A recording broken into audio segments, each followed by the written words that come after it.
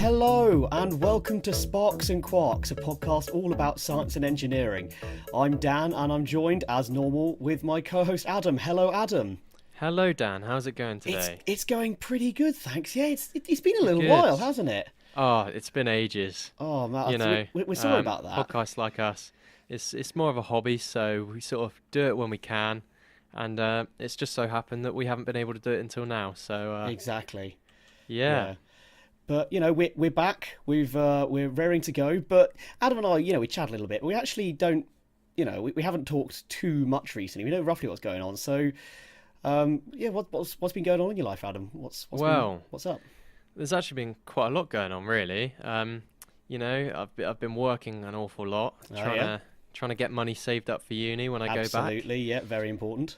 Been up to see the new flat in Bristol, which I'm moving into on the 16th, which is very nice. 12 days, and it's one swanky boy. Yeah, I can tell you that it's lovely. But have a flat warming party. Yeah, definitely. Yeah, oh, excellent. But basically today it's been a bit of a mad one today. Mm-hmm. I as part of my job, I work for a company which do Christmas trees, and this company just happens to be my dad's company. Okay. So I've been working for him this summer. Just one quick thing. Christmas trees. Yep. Summer. Do you not just get that kind of weird, almost cognitive dissonance going, this doesn't feel right? Well, you may think that, but actually, Christmas tree farming is actually something that you do the whole year round. Yeah. It's not as simple as just going and cutting down a Christmas tree towards November time and then saying, oh, yeah, that's it. That's all we got to do all year. Actually, there's a lot of preparation work through the year. Mm-hmm. And at the minute, we've been going through sort of trimming down long grass that's been growing up in around the trees. And today, I was out this morning strumming away when I felt something sharp on my hand. Oh, no. I looked down. What is it? It's a bloody wasp. Oh, so vicious, stinging. Yep, it stung me right on the bone of my thumb. So that's been painful all day. But not only that, but I looked down and saw it, flung my hands just to try and get it off. Yeah. And because I had this big heavy strimmer attached to me and I was running through Christmas trees, I was just running away in my big sort of lugging around my wellies and all this kind of thing. And so I sort of grabbed the strimmer, the strap that was over my shoulder, and tried to throw it on the floor. And just as I was doing that, it freaking stung me in the back of the leg as well. Oh my god, it's out for revenge. Did you kill this wasp in a former life and now it's out to get you? I don't know, but it as far as I could tell, it was unprovoked. But Yeah, I mean, hasn't been too fun. I've been sort of dosed up on antihistamines and been not feeling 100% all day. Oh, dude, I'm so sorry. Which is lovely, but I'm feeling all right now. I'm feeling up to this recording. Good. That's good to hear. Yeah. If you didn't, we'd just be recording tomorrow or the next day, or But no, good to hear you're feeling a little bit better though. Yeah. Anyway, enough about me. What's been going on with you? Oh well, as you know, I spent a lovely 2 weeks in hospital, which was one of the reasons we weren't recording. But thankfully, the NHS did its job, and whilst it was a little bit sort of, it's always, I find it a little bit lonely in hospitals quite a lot because. Well, yeah. It's got to be, hasn't it? Yeah, exactly. Well, especially because I'm never on the main ward, so I'm not. When people typically go into hospital, they'll often end up on a ward. There'll be 6 or 8 or however many patients in various beds, and there's privacy screens around the beds that you can draw during the night and stuff. But other than that, you can see other people, you can talk to them. It's fine because with my CF, I'm an infection risk. I get my own room with an ensuite bathroom, which makes it sound like a hotel, but it's it's really not. Which some people go, oh, own room, that's great, and it's well, yes, except you don't see anyone because of the constant bleeping of the various machines and talking to people. It's often a bit more pleasant to have your door closed, so you just end up sort of stuck in your room all day, only ever speaking to the nurses and doctors when they come in to see you. And then you go, well, it'd be nice to have just a human conversation with someone for once. Yeah, I bet. And to be fair, the hospital staff, they perfectly happy to have that kind of conversation, but obviously they're very, very busy, so they can't just stop and have a chat. Of course, Which was why it was so pleasant when I had people come in to visit. So I was lucky enough to have my sister come over. I had a couple of friends from Bath. Awesome. And I was lucky enough to have the boy himself, soon to be Doctor Simon Clark, happened to be over in Bristol, and I dropped a message going, "Yo, you ought to come and visit." And he swung by. We spent a little bit of time together. We had some wonderful chats. That's lovely. Talked about various bits and pieces. He went off. He was in Bristol to do some filming with the Yogs cast. You might have seen. He was pretty happy about that. So yeah, it's been a long time coming, that, hasn't it? Oh yeah, I have to say I'm genuinely very much looking forward to it. So am I. But so we talked about that. But what was a true delight, and Simon, I don't know whether you'll get around to listening to this, but he already knows how thankful I am for this. But I one day the day after, I looked at my Facebook Messenger and he goes, there's a message from him going, "Present for you." And there's a video attached, and I load the video, and it's Lewis from the Yogs cast. Wow. And it's him sending a personalised message to me, basically going, "Get better soon," but in a typical Lewis Brindley fashion. Yeah, of course. And I got to admit, like, that really did make my day, because I was feeling a little bit, bad for, just felt grim and dosed up on things, and I saw that, I was like, yeah, so thanks very much, Simon. I've said it to your face. Well, I haven't said it to your face, I've said it via Messenger, but yeah, very much appreciated. Thank you. That's so lovely. Yeah, what a guy. Yeah, definitely.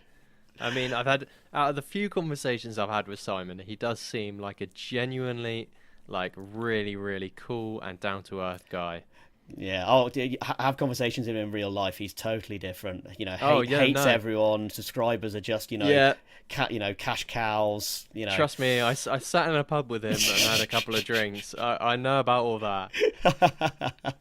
Yeah, it was just unfortunate that I wasn't in Bristol. It's because I've been at home. I could have popped in and said hey, but that would have been lovely. We could have recorded an episode in the room. Oh, wow. Imagine that, recording a podcast in hospital. I didn't have any of the equipment with me, and we would have been interrupted, like, probably every half hour. Oh, yeah, that was a thing. My record, by the time I left hospital, I'd had 9 needles stuck into me. Nice. One of which was at 6 a.m. in the morning, so that was a lovely wake-up call. Yeah. I bet. Jeez. Yeah. But all done now, feeling a lot better, and, sort of ready to go at the world again. Good. I'm sure everyone's going to be glad that you're feeling a lot better. Yeah. I mean, half our readers probably don't know at all about your CF. Well, this is true, actually. Yeah. So CF being cystic fibrosis, and who knows, I might cover that in a later one. But if you're interested, look it up. It's not an unknown disease, and it's often studied a lot in schools, so people may have come across it like that. Yeah. Potentially. Yeah. Yeah. Who knows, I might cover some of the stuff they used to treat me. I might cover in a later episode. That would be very cool, actually. Yeah. Right, anyway. Speaking of stuff to cover, we have some topics to discuss. We do indeed. Yeah, I think you're going to take the first one. Yeah, the first one's going to be down to me this time, as we do, sort of one for me, one for you kind of thing. Absolutely. So this week, I'm actually going to be talking about Random Access Memory. Oh, I love their album. That's the best Daft Punk album. Oh, yeah, not Daft Punk. Oh, no. Not Daft Punk. No, computing. You're telling me Random Access Memory. I'm not going to get lucky. No, you're not going to get lucky this week. Oh. You know what? Actually, in that song, there's one bit where it's sort of like we're up all night to get lucky, but it's like the really sort of voxed in behind vocals. Yep. And I heard this once, and it's stuck with me ever since. It sounds like it's saying, "We'll rob a Mexican monkey."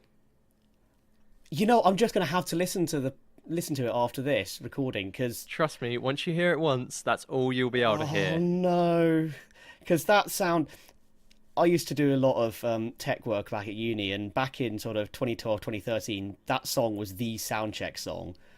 And oh, really? Oh, you're going to have ruined it now. I'm not going to be able to hear it again properly. All it's going to be is, "We'll rob a Mexican monkey." Oh, no. Yep, trust me.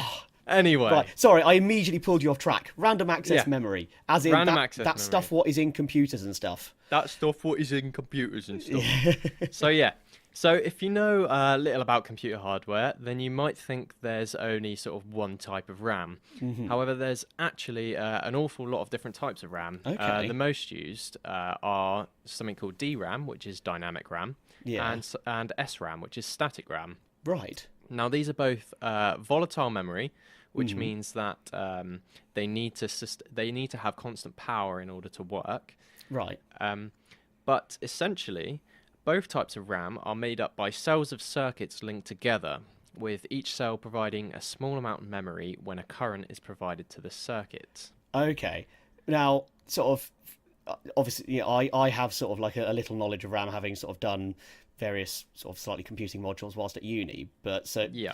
we're not talking about circuits as in the way people might know circuits, not sort of like big resistors you solder onto strip board or breadboard or anything, No, stuff I you use with mean, Arduino.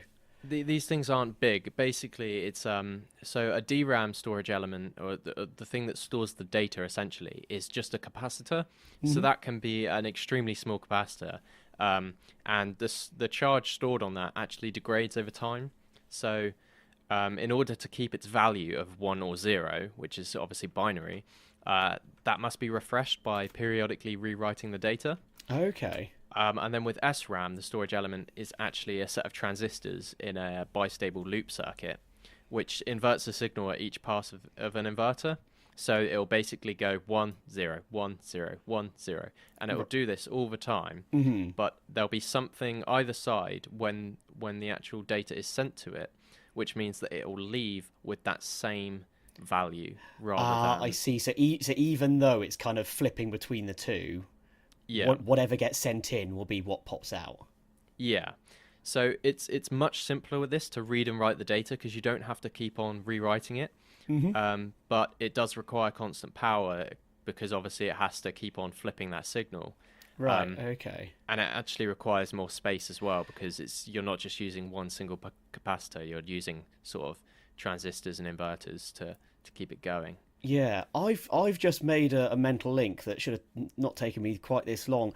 Simon did a video about Baby. Was it Baby, the first computer, the one he did up at the Manchester Yes. Science? Yes, Because he I remember did, there was yeah. something about RAM in that. There was, yeah. So he was talking about memory in that. And obviously, memory is a very, very interesting topic. I've really loved researching this one. I actually did the research for this one back on Sunday because Okay. obviously we were going to record then, but Yes, various unfortunately, things. I didn't feel very well. So, Poor boy, didn't feel well then. Not feeling well now. You're not doing well, are you? well, I'm only not feeling well today because of the stings. Yeah, that's true. All it is. But anyway, so that's essentially the main types of RAM that are on the market right now. But a big area of research is in something called magneto-resistive random access memory. Which So is, that's RAM that can't be affected by the villain of the X-Men, right? no, this is the one that can be affected. Oh, I see. Yes, because it uses the magnets. Anyway, so that's known as MRAM. So this is a type of actually non-volatile memory, which means that power can be cut, and each memory cell will keep its data stored. Now, that is because the data is not stored as an electrical charge, but instead is stored as a magnetic storage element. Okay, so much like the old sort of magnetic tape storage, Yep. it wasn't, so it literally stored in a magnetic charge. Yeah, so what it'll be is you'll have two magnets. This is very simply two magnets, and if it's in one position, it's a 1. If it's in another position, it's a 0, just depending on the polarity. Okay. Of it, kind of thing. So, just to build on that a little bit, the actual MRAM itself is built by sandwiching a thin insulating material known as a magnetic tunnel junction with two ferromagnetic plates. One of which is a permanent magnet, so it's set to a particular polarity and that will not change. And the other one on the other side of the tunnel junction is its magnetization polarity is changed depending on whether the binary data is to be a 1 or a 0. Right, okay. So that's how the different positions work. It'll basically flip between north and south. Yeah. Now, Okay. you may think, "Oh, okay, that's all well and good, but how are you supposed to read that? How are you supposed to read a polarity of something? And unless you literally get another magnet and poke it up towards it and goes, nope, that's repelling. Yep, that's attraction. Exactly. And of course, you don't want to do that because these are all very, very small magnet pieces. And Yeah, you're talking sort of micro Tesla in magnetic field strength. yeah, I yeah, of imagine. course. Yeah, it would be something like that. But the data is read by actually measuring the electrical resistances of the cell. So each cell has a current pass through it. And the hang on, big word, tunnel magnetoresistance. Ooh, Get hello. it? That's where the name comes from. Yeah, clever, Of the clever. cell changes depending on the orientation of the two magnets. So that means that a 1 will occur when the changeable magnet is in a polarity alignment with the permanent magnet, and that gives the lowest resistance because there's no conflicting magnetic field. Okay. So it gives no resistance or a very low resistance. So it will then the current it will be read on either side, and Yep. that's how you know whether it's going to be a 1 or a 0. I see. Okay, because obviously you can measure electrical resistance, but it's quite difficult to measure at that, certainly at that scale. Yeah, exactly. Yeah. Ah, With the okay. actual polarity. Yes. So yeah. So the primary disadvantage of this type of RAM comes with how you actually write the data. So the write lines must pass enough current through them to create an induced magnetic field at the magnetic tunnel junction between the two plates. Okay. So the right lines being sort of like the lines in the RAM itself, sort of like one line is one bit. Yes, so that'll be the sort of string of bits that will be sent from a processor to the RAM. Each cell will have its own address, which will be determined by something called a bit line. Yep.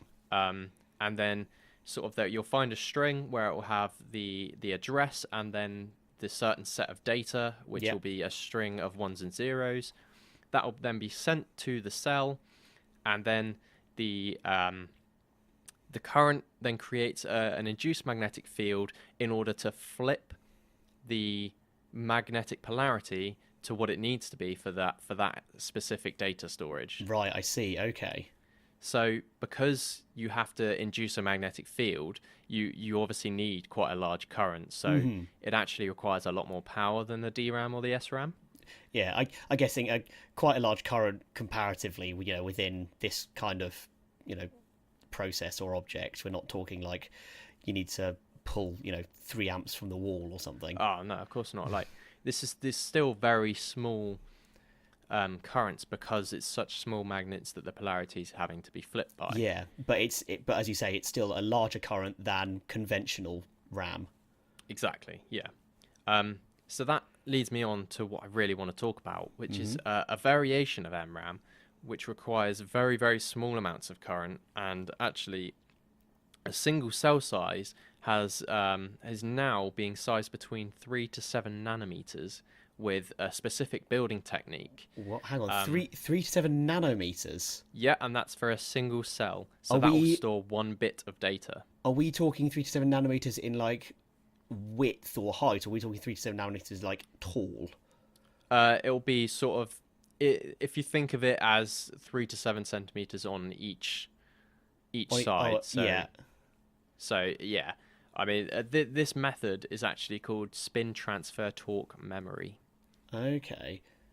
So you might think sort of, what the hell does that mean? Like, these are all just words that how is that going to actually relate to storing data? Yeah. Well, the memory actually uses spin transfer torque, which is an effect where the orientation of a magnetic layer in the magnetic tunnel junction can be changed using a current which is spin polarized. Right. Okay. So let me wrap my brain around that. So, okay. So the orientation of a magnetic layer. So we're talking about magnetic tunnel junctions. So junctions are made of layers. So you've So if got a you think about magnetic layer. The same thing as before, where you have the one permanent magnet, and then you have that tunnel junction layer, and then you have another magnet which is going to be changed. Yeah. Well, now this time we're sort of thinking about using electrons or something that's ionized, an ionized charge, in order to change the polarization. Right. Now this is where the sort of physics lies this episode, because it actually uses spin, which is a quantity of intrinsic angular momentum, which all elementary particles will have. I think I recall learning about this. Is like spin what defines the different? Funnily enough, relating to the title of our podcast, is it defines what the different quarks are, like, but you're up, down, strange, and that's dependent on the spin of them. So yeah, I mean, all of them will have different spins. So I don't think necessarily that a bottom quark will have. Oh no, yes, it does. A bottom quark will have a different spin to a top quark. Right. However, different quarks can have the same spin. So I can't remember which way it is, but say a bottom quark could have the same spin as a charm quark or something like that. Yeah. It could do because of how it works. Now, spin has a lot of complications and all kinds of sort of quantum counterparts, which are out of the scope of both myself and this podcast. Yeah, quantum as a whole, you start to delve into it too deeply, and yeah, as we have said many times before, yeah. But just for simplicity, we're just going to say, as an electron, we're just thinking about electrons here. They can have two variations of spin up or spin down. Okay. Now that just means it has two states of spin. Yeah. Every electron will have one or the other. But yeah, so if you think about sort of a general current, any current passing through any device, it will generally have no polarization of spin. So that means that around 50% will have spin up, 50% of the electrons will have spin down. Right. So if there are more electrons with spin up, the current will be spin up polarized. Okay. And vice versa. Yeah. So using this method, this spin transfer torque, by passing a current through a thick magnetic layer, the current becomes spin polarized. Now, that's any magnetic layer, and it just depends on the polarity of the magnet as to which sort of polarity of spin it will become polarized to. Okay. Now, will it become the opposite polarity? So if a current with spin up polarization passes through it, then the magnetic layer will then become spin down? Well, we're sort of thinking here a current going in, a general current, so this is 50-50. Right, okay. It will go through the thick magnetic layer. Oh, I see. It's causing it to become spin polarized. Got you. That's it. So that current is then passed through a thinner magnetic layer, and the spin polarization of that current will transfer to the charge carriers in the thin layer, which changes its magnetic orientation. Oh, I see. So it is literally, I see, it is transferring the spin direction from one layer to another. Exactly. Okay. And that's how it changes the magnetic orientation. And so this requires a lot less current, because you can do this with a tiny amount of current, because you're not having to induce a whole new magnetic field into things. Yeah. See what I mean? Yes. Yeah, I got that. Yeah. So this spin transfer torque, because it's obviously to do with all these fundamental principles, and we're sort of getting into quantum stuff. For quantum mechanics to work, you need to have something which is very, very small. So this actually only works in nanometer scale devices. Okay. And I mean, we can think of each different cell as a single nanometer scale device. Yeah. So you can technically build up all of these and have sort of a stick of RAM the same size as a dynamic RAM stick, which is normally DDR4, I believe. Yes, I believe that's the current in most standard. computers. Yeah. Which is sort of a duodynamic RAM. But anyway, okay. That's So we're working on the nanometer scale now. We've been using transistors on the nanometer scale for ages. So how are these manufactured, these cells? Because transistors are grown, so we have the capability to do that. So is it not a similar technique? Yeah. So the problem with doing stuff on a nanometer scale is quite often you have to use some sort of nanolithography, which is basically a type of printing. Or something called ion beam etching, which is sort of like, your classic laser router. Okay. but on a very small scale, and they're Yes. very difficult to do. And that's the type of MRAM. That's why MRAM has been difficult to produce in the past. Mm-hmm. Now, with the sort of type of normal circuitry that you're thinking of, once again, we are on those small scales, but it's volatile, so it needs power all the time. Mm-hmm. Which means that obviously, if you're using this over that, it has the big advantage that you can cut power to it as soon as you've finished writing any data, and then as soon as you need to start reading that data again, you only need to send a current through it. You don't need to use anywhere near as much power I see. in order to store and receive the data again. Yeah. But basically, with this method, you don't have to use any nanolithography or ion beam etching at all. Mm-hmm. And they're extremely expensive and complex patterning methods. And this recent breakthrough from scientists has shown a fabrication method where the magnets are actually self-assembled, and it only involves a simple sputtering process to make. Sputter. Okay, Yeah, I'm sputtering is a funny word. Yeah. So what's sputtering? Now, sputtering is to make sort of depositing metal on a surface by using fast ions to eject particles of it from a target. Right. So basically, you're just firing fast ions at something, at a target, and then it ejects particles from it. Okay. So that's all you're doing. You're just firing all these fast ions, probably electrons, to be honest, at this target to eject the particles that you want, and that'll be what's making the magnets. Right. I see. Okay. So that's sputtering. Yeah. It's really a great name, isn't it? It is. Yeah.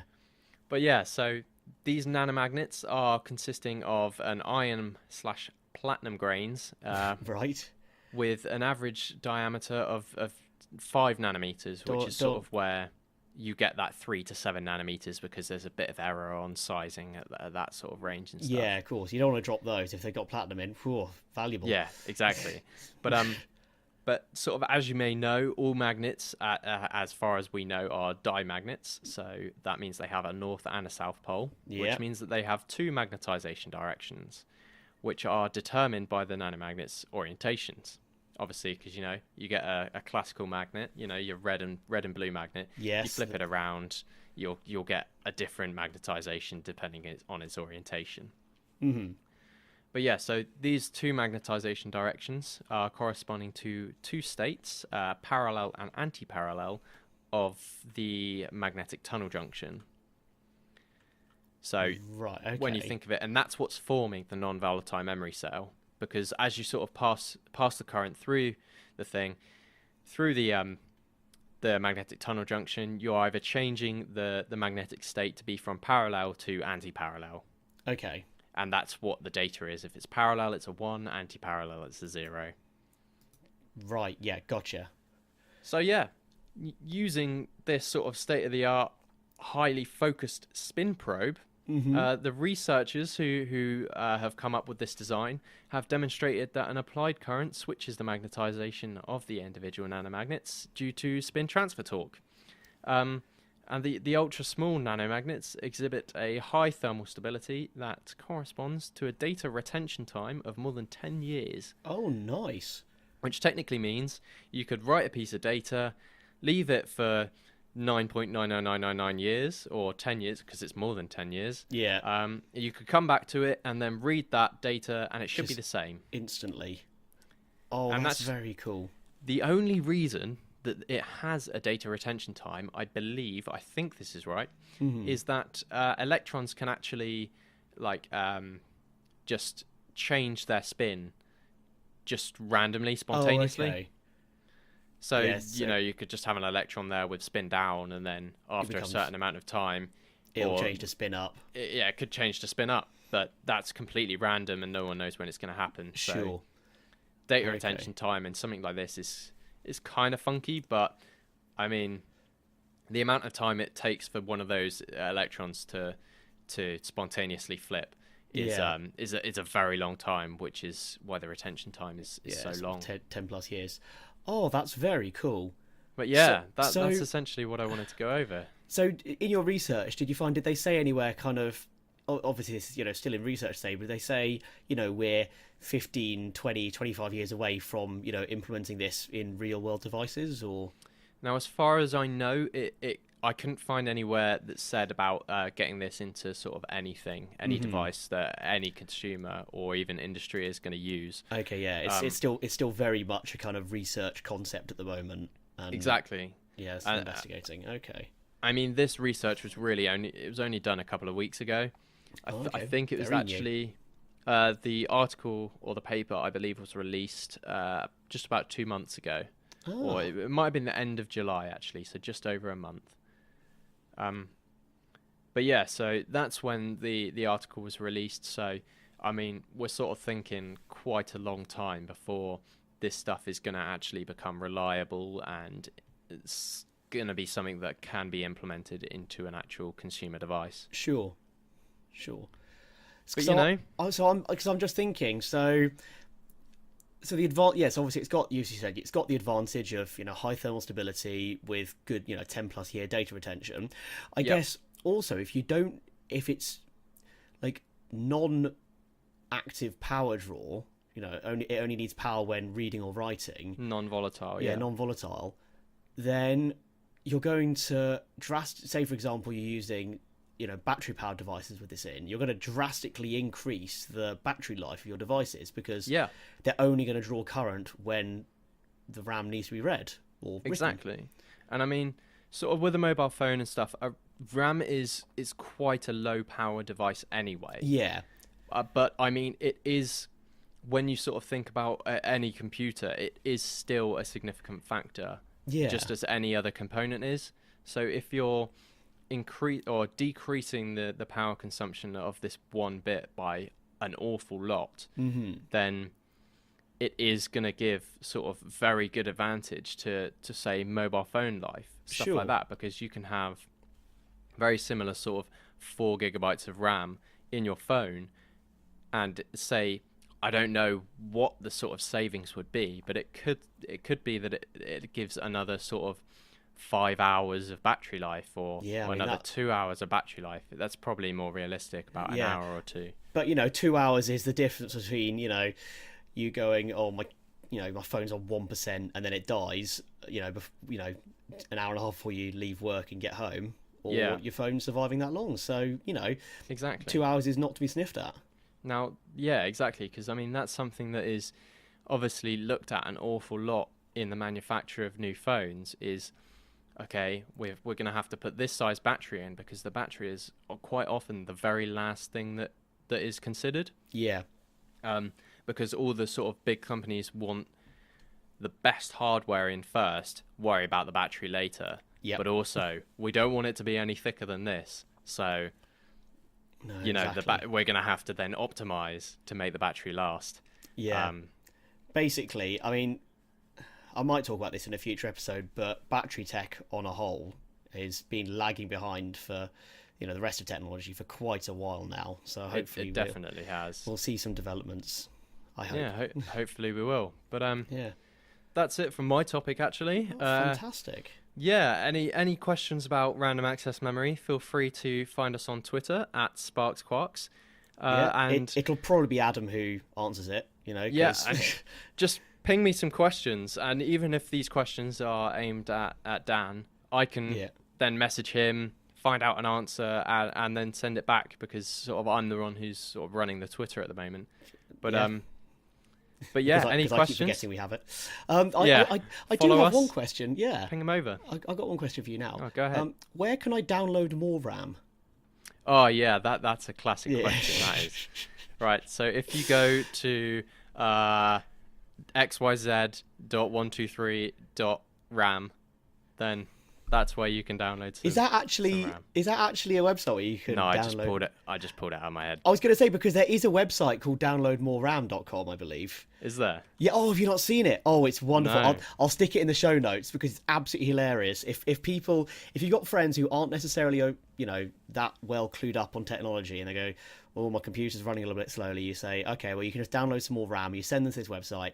It's a bit of a prank website. If you can't download more RAM, it's a physical thing. Yeah, but I'm just looking at it now. Oh, this is amazing. Yeah. Right, so it's sort of saying download. Please select the amount of RAM you wish to download. One cannot simply download too much RAM. And then it gives the option for 4 gigabytes, 8 gigabytes, 16, 32, and there's plans for all of. They even do t-shirts. Oh, sweet. Yeah, download more RAM t-shirts. I might get a t-shirt. Anyway, plug. Free plug for the website. Why not? Yeah. Okay.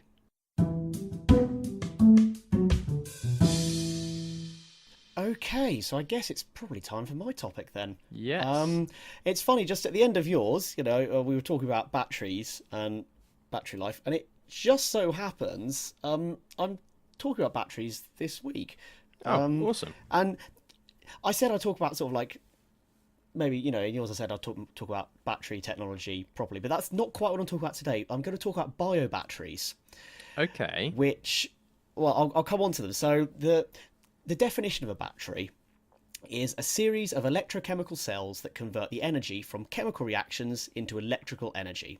Okay. So people often say, that's a battery when off it's a cell, but the two are used interchangeably. So your standard, if you think of a battery, like Duracell or Energizer, other brands are available. Single use, it's an alkaline battery. So that is a chemical reaction between zinc and magnesium dioxide. Right, okay. And that chemical reaction produces electrons, which then obviously flow out of the battery round your circuit, powering wherever you've got it plugged into. Sure. There's then also rechargeable batteries, which we all know and love. They power our phones, our laptops, whatever, any portable devices. Yep. So they're often lithium-based, so lithium-ion, lithium polymer. This is a reversible chemical reaction. So they're based on lithium cobalt oxide or lithium iron phosphate. I believe there are others. So the lithium ions, move between the electrodes, so the positive and negative electrodes, through the electrolyte, which is a chemical barrier.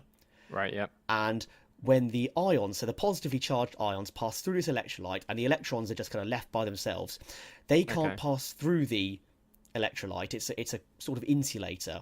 So they move in the opposite direction to the lithium ions around the circuit. Right. So then they flow around the circuit, sort of, and then into the other, the electrode.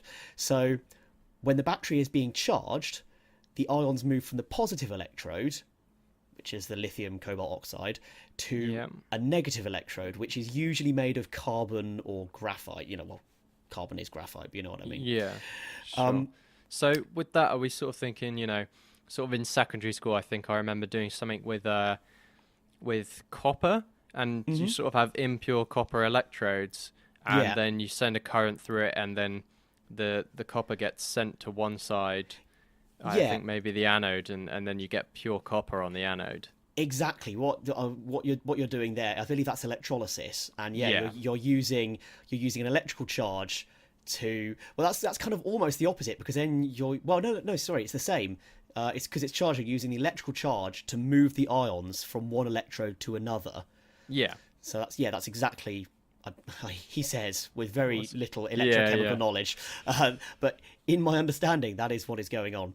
Awesome. So then discharging, it's the opposite. So the ions move back across the electrolyte from the negative carbon electrode to the positive lithium iron phosphate or whatever electrode, and this then sends the electrons back around the circuit to rejoin with the ions once they get to that positive electrode.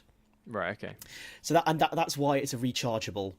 So it's not just a single chemical reaction. It's a chemical reaction which is altered by, electrons, electricity. Yeah. So those are kind of the battery. I believe there are sort of other kinds of battery, but those are the two most common that we know about. Biobatteries are where the energy in them is stored in organic compounds. This is usually glucose, but I believe others have been toyed with. So they're powered by sort of a substance, which is normally enzymes, breaking down the compound. So sort of digesting it. It's releasing energy from the organic compound, and in this this release of energy takes the form of protons and electrons. Okay. So in the same way to a rechargeable battery, the protons, which are positive hydrogen ions, if you think about it, proton is just, well, hydrogen ion is a proton. Yeah. They move across a separator from the anode to the cathode, whereas the electrons pass through a circuit running between the anode and the cathode. So conceptually, it's identical to a rechargeable battery. It's just ions moving across a separator and the electrons going the other way around a circuit. Right. The point of biobatteries is the fact that obviously when you're, if you've got a lithium ion battery and you've discharged it and you recharge it, you plug it in, and depending on the capacity or, the design of the battery, it can take, anywhere from half an hour to many hours to charge. Sure, yeah. Whereas biobatteries, because of their design, they're just organic compounds, they're recharged just by putting new glucose into it, which obviously is a fairly easy substance to transport around. So essentially, they're instant. Yeah, exactly. So if you think, because you're just swapping out the old sort of used up glucose almost for new glucose, and you could say, well, yes, if you did the same thing to a lithium ion battery, you could say that was an instant recharge as well if you just took out all of the old lithium iron phosphate. The trouble with that is lithium-based compounds tend to be quite nasty. If you want to, you heard all the old stories about like the Galaxy Note 7, was it? The one that was exploding? Yes, I think it was. That was issues with the battery, and that is because lithium is quite reactive. So you don't really want to, if you want to do a quick recharge on your battery, you don't really want to be removing the lithium compound from it and putting in a new one for a quick recharge. It's especially with the density of batteries, because if you get a slight hole in them and the oxygen can get in, then if you've seen a video on it, they just completely puff up, and sometimes they'll just spontaneously combust. Yeah, the flames and the smoke that jets out of those is quite something. It's quite scary. But obviously the advantage of glucose is that you haven't got that. It's non-flammable and it's non-toxic. So you could pierce a biobattery by mistake, presumably, and that wouldn't be an issue. You might just have to, replace a biobattery, it might stop working, but it's not going to cause any damage. Right, okay. And the other sort of really interesting aspect that I found later on while doing the research, and I went, right, I'm definitely putting that in, is the energy density. Now, energy density is a measure of how much energy you can fit into a physical space. Yeah. And that's kind of what we're always chasing down with batteries. Batteries have gotten better over the years because the new technology we've been developing for them means that we can make the energy density greater and greater and greater and greater. Mm-hmm. And obviously that will have a limit. So a theoretical limit. I don't think we've reached it yet with lithium batteries. I don't think we're quite near it. We're getting close, but we still got little tricks that we're developing to just keep eking it out. However, biobatteries or glucose-based biobatteries have a proposed energy density 10 times that of the state-of-the-art lithium-ion batteries that are on the market at the moment. Wow. Okay, so 10 times. So say for example you had your phone, your phone could last for 12 hours, say. Yeah. We're talking about putting out, the same sized battery in your phone, which could then power it for 120 hours. Wow. That's like, that is like blows my mind. Like, obviously, not bad, really, is it? Obviously, it's proposed. We're nowhere near there yet. But the idea that it could be that way means that it's an excellent field for research and, looking into, okay, well, how can we develop this further? Of course. I mean, it's not quite up to standard with the whole sort of nanotube thing. I mean, I think the energy density of nanotubes is a hell of a lot bigger than that. Yeah, I wouldn't be surprised. I'd assume that this is a fair bit more achievable at this point in time. I'd imagine so, yeah. As ever, it's kind of the limitations of our current technology. Yeah. But biobatteries aren't a new, well, they're not a brand new thing. It's not like, the last 10 years. So the first sort of biofuel cell, which was enzyme-based, was reported in 1964. And this came from NASA research. Okay. I say fuel cell because the difference between a fuel cell and a battery is a battery stores all its power within the device. A fuel cell is where the reaction occurs. You've got to have an external fuel tank. So Right. apart from that, there's not really a difference between fuel cells and batteries. It's just their design and where they draw their kind of energy releasing compounds from. Okay, I see. But anyway, yeah, NASA had done this research, and the reason they'd done it is because they wanted to recycle human waste into usable energy whilst on spacecraft, which obviously absolutely makes sense. If you've got, humans up in space, there's, they're going to be naturally generating waste, and energy is important when you're up there, for powering your navigation computers or, directional thrusters or whatever you've got. Yeah. Obviously not directional thrusters, but you know what I mean, the actuation of them. Yeah.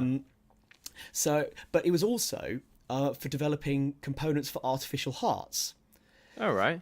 So, Sort of just to say as well, I'm pretty sure the ISS actually does have bioenergy. I believe it does. This is So obviously NASA developed this, but it did then become a thing. Like they do generate electricity from astronaut waste. Yeah. And obviously the advantage of the reason that it's going for artificial, being a component for an artificial heart, is because that way, you put an artificial heart into someone, you don't then have to put in a slightly toxic, flammable battery that goes into power it. You put in a battery that's powered by glucose that actually, Okay. It makes sense because less risky. it's organic. Exactly. So, I mean, it is true that your body can reject organic matter, but at least if it does reject something that's organic, it can deal with it, and it's not just a lump of metal that could do an awful lot of harm. Exactly. So, since 1964, research has kind of continued, and in 2003, Panasonic announced they were working on a way of extracting power from blood glucose, which sounds quite creepy when you put it like that. It's It does very a much. bit. It's almost like have you seen? I can't remember the name of the Doctor Who episode, David Tennant's first episode. Were you a Doctor Who fan or? Not a huge one, no, but No, I might fair know. enough. I might know the episode. His first episode, there was spoiler warning for those of you who haven't seen it, but it was about 10 something years ago at this Gonna point. say it's quite a while ago. It's about using blood in humans to control them. But I read this paragraph and went, extracting power from blood glucose. It's kind of a cross between that and the Matrix. So Yeah. only a little bit creepy. But the point is, it's a good concept. In 2005, a team from, and I'm going to probably horribly mispronounce this, Tohoku University, announced that they'd created a small biological fuel cell. Okay. And this could be used to power small medical devices, like, for example, implants to measure blood sugar, which obviously is very important for diabetics. Yeah. So if you've got an implant that's constantly measuring your blood sugar, you're able to sort of predict when high or lows are going to happen, and you're able to administer insulin as required, and you can actually then provide warnings, and suddenly your diabetes is a lot better managed. I mean, yeah, and if you think about that as well, sort of how to integrate that, all you need in there is a little transceiver, and have a receiver sort of built into a mobile device. Yep. That could just sort of beep at you if you're starting to spike in blood sugar or something like that. Exactly. And then, bam, Bob's your uncle. You've got a fix right there because you know it's happening. Precisely. And probably quite a bit before the symptoms start to show. Yes. And again, you implant in a, organic-based battery, and you've not got, any kind of toxic or flammable-based issues. So everyone's happy. So also in 2005, which is, so Sony announced a battery that converted urine into electricity. So basically what they've got on board the ISS, but rather than a fuel cell, which I believe is what the ISS has, it's a battery, so obviously smaller scale. Right, okay, yeah. And in 2007, they then announced they'd created a battery that derived energy from sugar. So that's obviously the kind of the more glucose sucrose based battery that we've been looking at. That's cool. However, the reason that I was looking into biobatteries is because a team at the State University of New York have been doing some research, and they've developed a quite interesting biobattery. It's a single-use one. It's powered by freeze-dried bacteria. Right. These bacteria are they're embedded into a sheet of paper. So the bacteria aren't just any bacteria. No, they're not the stuff that rots down your food or causes lung infections. They're a special kind, and they're known for their ability to chemically reduce metallic compounds. And by that I mean that it causes metallic compounds to lose oxygen. Okay. So kind of eating away at the compounds, and they're also whilst they're known for this, the bacteria that were chosen are a form of, and there's another nice word, exoelectrogen, which is a bacteria that during the reduction process, so during the time that it's kind of attacking the metal, it releases electrons through its cell wall. Right. So what you've got a bacteria which you know how to make it release electrons. You just present it with some metal. So you've got the sort of like bacteria embedded in a sheet of paper in one section. Yeah.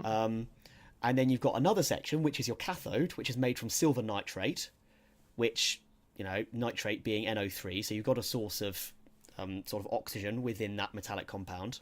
Yeah. That's then covered with wax. And then you've got an anode of a conductive polymer. And then obviously you've got your reservoir for the bacteria. Right, okay. And so to start actually generating the power, it's very simple. You spit on the bacteria. And who of us has not wanted to do that? Wow. If we're suffering from some sort of infection, all you want to do is just show that bacteria who's boss. So yeah, spit making power. Absolutely. So you spit on the bacteria, and this provides them with a little bit of moisture, a little bit of glucose that's just naturally in your saliva, and that's enough to just activate them. They're freeze-dried, but they're kind of brought back from the brink of death. That would be a brilliant film. What would be spitting on bacteria? Just a group of people spitting on this bacteria in order to power a city that's lost its power. Oh my word. I mean, I'm not sure how how good it would look on film. Just 100 odd people just spitting. It would be hilarious. Get Michael Bay to stick some explosions in the background, it might be accepted. Yeah. So anyway, so you spit on these bacteria, they get activated, and then you fold the paper, and so you fold the paper so that the bacterial sort of reservoir is in contact with the cathode of the silver nitrate. Yeah, sure. That then, obviously, the bacteria go, ooh, metallic compounds. They start reducing the silver nitrate, which produces the flow of electrons. And then it's exactly the same concept as in the other batteries. You've got just a flow of electrons, which passes around a circuit into the conductive polymer anode, and you have a sort of single-use battery that can be transported quite easily because the bacteria freeze dried. They can be folded up. I believe the concept. I've just loaded up the article that I have pulled a lot of this information from. Yeah. Yes, this is called papertronics, obviously because it's paper-based electronics. I quite like that. That's cool. Yeah. I've lost the. Is that the company name, or is that just the area of research? Area of research. Yeah. Okay. Yes. So here we go. It says here the biobattery, which is designed for single use, has a hot shelf life of around 4 months. So doesn't last forever. However, it's a single use battery. I believe the concept is, it's a low power bio-based alternative that can power sensors in environments, remote parts of the world where access to batteries for medical devices and other diagnostic equipment is limited. So they might have the equipment, but no way of powering it because maybe their power grid isn't stable and therefore they need the batteries. But you can't constantly ship out AA's, to various parts of the world. So yeah, of course. If you've got something that you can just use reliably and doesn't have to be charged up, ideal. And obviously these on paper, it's a lot easier to transport, so that's why they've been developed. Yeah, I mean, I guess you can just sort of have arrays of these bits of paper that just need to be folded up, and Yeah, exactly. you can Folded up, you just stick some, almost crocodile clips onto them, and you can start powering your various sort of biosensors and Internet of Thing connected devices and That's very whatever needs cool. power. Really, I'd never come across them before reading these articles, and I just looked into it. This is really, really cool. Yeah, that is very cool. Yeah. So it says here, and then it's not an insignificant amount of power. It says here, as the electrons pass through the paper to the electrodes, enough power is generated to run a calculator and an LED. Oh, So okay. we're not talking like microamps here. We're talking, milliamps. Yeah. Um, Oh, that's pretty cool. yeah, and I guess if you get enough of them, you're going to have, you could power slightly higher current devices. And I mean, it's ongoing research, so hopefully, it'll develop from there. Hopefully, yeah. So I've just read something here because I actually just looked it up and I found an article on it. Oh And yeah. it does say here it would take millions of paper batteries to power a common 40-watt light bulb. Oh, So that's sort of the stage it's at the moment. yeah, yeah, exactly. But as we said, that this is bacteria based by a battery, but feasible 10 times energy density of lithium ion. So yeah, whilst at the moment it takes millions of sheets of paper, I don't even want to. What does a million sheets of paper even look like? I don't even know. That's just a crazy amount. So yeah, I mean, you'd have like stacks of the stuff, and it's like, yay, I've powered a light bulb. So obviously, it's not there. It's not enough to power everything yet, but the research is there. People are working on it, and as with kind of all this kind of cool stuff, I hope we see sort of some real world results really quickly, because this could really make a difference. Yeah. Right, so hang on, I've just found here.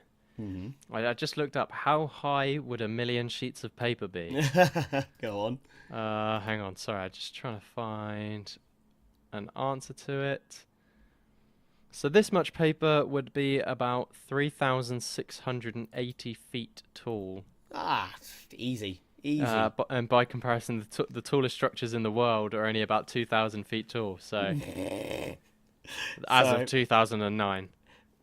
As of 9 years ago, so it Yeah. might be a little bit higher now, but we're That's a still lot of talking. paper. Yeah, we're still talking a lot of paper. I'm so sorry, forests. Yeah, God, yeah. Yeah. Do you know what? Sorry, something that reminded me earlier on. When you were talking about sort of the organic compounds, and you're talking about organic energy types from sugar and stuff, it reminded me of the of a Stephen Fry podcast that he did. Oh yeah. I can't remember what it's called. Hang on, let me just look it up a sec, because this is definitely worth a plug for anyone who's interested. Righto.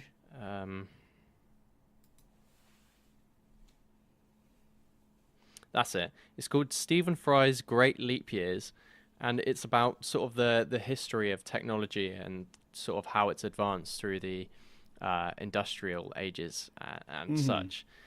But within that, he sort of quotes some scientist. I can't remember who it was, but they basically, because when you think of energy, of course there's kilojoules and joules and all this sort of thing, but the calorie is also a valid sort of unit of energy. Oh, absolutely. Which is sort of what just made me think of this, because obviously you're talking about sugar or organic energy, and I just thought of the calorie. And he mentions that quite a lot in there. So if you're interested in technology at all, and how it's sort of the rise of it, who the big sort of physicists and entrepreneurs were who really sort of put a lot of capital into the development of technologies, check that out. It's Stephen Fry's Great Leap Years. Absolutely amazingly produced podcast. I will check that out. Yeah, as opposed to this one. Yeah, I mean, this is just us. We're sat here with two janky setups. Oh my word. Yeah, just sort of doing this on a Tuesday evening. Yeah, I mean, I've got. I was saying to you, Adam, earlier. I've got a nice brand new microphone, which is exactly the same one Dan uses to record the WikiCast. Yeah. Bought it half price off eBay, and the reason it was half price is because it was half broken and didn't come with a pop filter. So, Awesome. I've done a bit of a dodge setup, but it works. You say that, but I'm literally using 2 socks as a pop filter right now. So Professionals. exactly. Anyway, I mean, with that, I'm not sure we can even call that last bit a tangent. I mean, it was certainly a tangent off to Stephen Fry, but then on to our setup, it wasn't a tangent. It was just complete difference of topic. Complete weirdness. Anyway. But with that complete difference of topic, I think that's me done. Awesome. Yeah. Well, that was a very interesting topic, then. I really like sort of learning about that one. Thank you. Yeah, and pretty yours as similar well. topics, really. Absolutely, yeah. Sort of learning about the new form of, the proposed / in testing form of magnetic RAM, magnetoresistive RAM. That was it. Yeah, that's it. Yeah, dependent on the spin of the electrons in the current. Yes. To modify the spin of magnetic layers in a magnetic junction. Spin transfer torque memory is what it's called. That's the one. Which, and the advantage being that it causes it results in non-volatile memory, so it just stays without having to apply charge to it. Yeah, which is low power and also very small.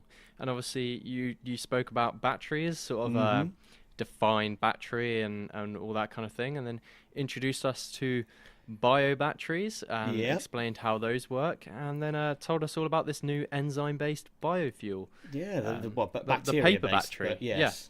Sorry, that's it. Yeah, the we do have bacteria-based one. Yeah, no, I'm again with these things. I'm going to be keeping an eye on them because, who knows? I might end up working on something similar in the future in my job. You never know. So it's always good to keep an eye on what's on the horizon. So you're in robotics, right? Yes, yeah. So maybe I won't start working on bio batteries, but you never know. You never know. But batteries in robots could, in any kind of robotics, really. Absolutely. It's important, isn't it? So, yes. Cool. There we go. Thank you for joining us for our brief delve into the world of physics and engineering. If you're interested in either of the topics we've discussed, the links will be in the show notes. Alternatively, if you'd like to contact us, but please don't ask us where to download more RAM, our email is sparksquarks@gmail.com. You can also find us on Twitter and Facebook @SparksQuarks. That's it from us. See you next time. Thank you for joining us and I did it again. That's going at the end.